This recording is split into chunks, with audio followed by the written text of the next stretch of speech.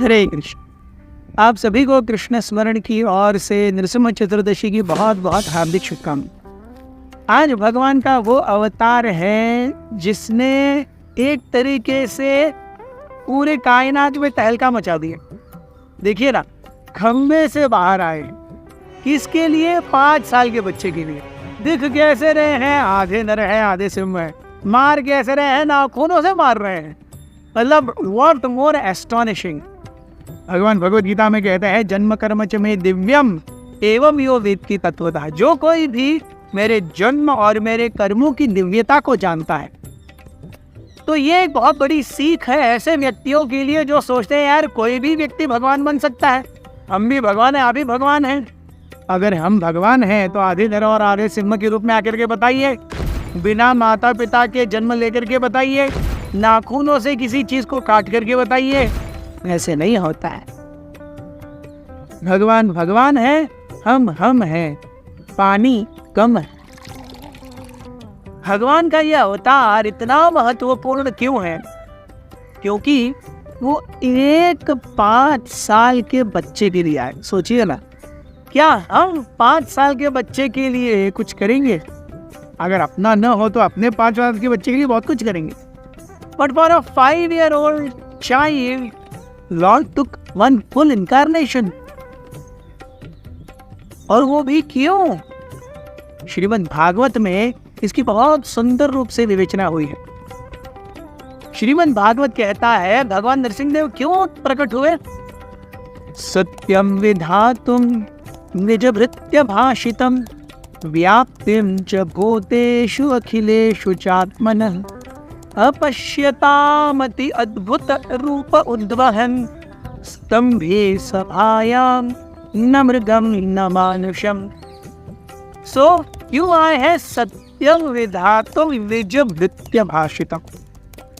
जब हिरण्यकशिपु पूरी तरह बौखला गया, अरे तुम्हें ये शक्ति कहाँ से मिल रही है?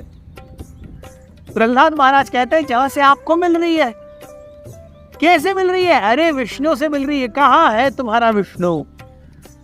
सो इन वन सेंस आचार्यगण बताते हैं कि कहाँ है विष्णु। जब हिरण्यकशिपु ने यह कहा तो भगवान विष्णु टेंशन में आ गए थे। क्यों? जहां पर भी प्रहलाद उंगली करेगा, देखो यहाँ है विष्णु, वहां पे मुझे जाना पड़ेगा। सत्यम विधातुम निज नृत्य भाषितम। सो अपने एक अनन्य सेवक की, छोटे से 5 साल के अनन्य सेवक की वचनों को सिद्ध करने के लिए व्याप्तिं च भूतेषु अखिलेषु चात्मनः, वो भगवान जो कण कण में, हर जीव में व्याप्त है, कण कण में परमात्मा के रूप में, कण कण में ब्रह्म के रूप में, हर जीव के हृदय में परमात्मा के रूप में व्याप्त है, वो ढूंढ रहे हैं और टेंशन में आ गए कि प्रहलाद महाराज अब कहाँ उंगली करेंगे। और कैसा है? अपश्यताम अति अद्भुत रूप। ऐसा सुंदर अद्भुत रूप लेकर के आए हैं। कहां पर? स्तंभे सभायाम। हिरण्यकशिपु के महल के स्तंभ में। क्या अद्भुत जगह है इस एंट्री के लिए। और दिख कैसे रहे? न मृगम न मानुष, न जानवर के जैसे न मनुष्य के जैसे। This is the glory of Narasimhadev, this is the glory of Prahlad Maharaj and the bond between them. हम देखते हैं जब प्रहलाद महाराज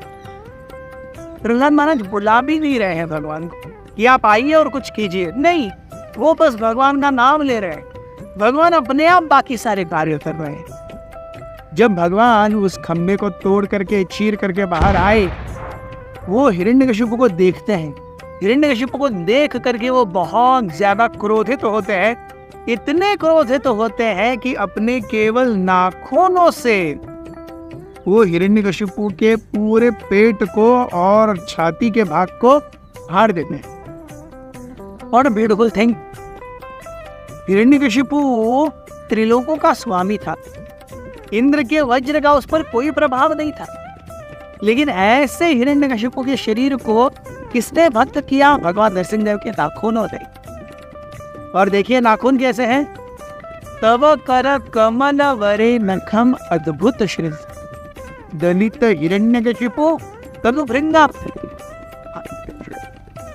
भगवान के हाथ जो हैं वो कमल की पंखुड़ियों से भी ज्यादा मुलायम, लेकिन इन मुलायम पंखुड़ियों वाले हाथ के ऊपर जो नाखून है वो ऐसे हैं कि जिसके ऊपर वज्र का घात हो तब भी उसे कुछ न हो, ऐसे शरीर को केवल नाखूनों से भेद दिया जाता है भगवान के।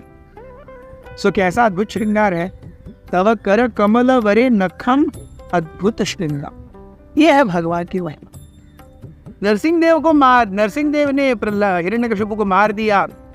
वो बाद में प्रहलाद महाराज जब उनकी स्तुति करने के लिए जाते हैं तो प्रहलाद महाराज से कहते हैं, हे वत्स आप वर मांगो। प्रहलाद महाराज कोई वर मांगने के लिए तैयार नहीं है। नरसिंहदेव आदेश देते हैं आपको वर मांगना ही होगा, मुझे वो देना ही है। तो प्रहलाद महाराज जानते क्या मांगते? प्रहलाद महाराज कहते हैं, मेरे पिता आपके द्वेषी थे, उन्होंने आपसे बहुत ईर्ष्या की, बहुत बुरा भला कहा, आपके भक्तों को बहुत प्रताड़ना की। मैं अगर चाहता हूं तो केवल इतना ही कि आप उन्हें क्षमा कर दें। क्या सुंदर विवेचन है प्रहलाद महाराज की भक्ति का। जिन पिता ने उनको मारने का प्रयास किया, जान लेने का प्रयास किया, एक नहीं कई बार, अल्टीमेटली प्रहलाद महाराज वरदान उन्हीं के लिए मांग रहे हैं। ये है भक्त।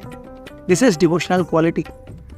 और नरसिंहदेव भी देखिए, वो कहते हैं, अरे आप क्या, आपकी पहली 10 पीढ़ियां, आगे की 10 पीढ़ियां सब मेरे पास आएंगे क्योंकि आप मेरे भक्त हो। This is the beauty of devotional service. अगर कोई भक्त बनता है उसकी 21 पीढ़ियों का उद्धार होता है, 10 पहले की, 10 बाद की और उस भक्त की।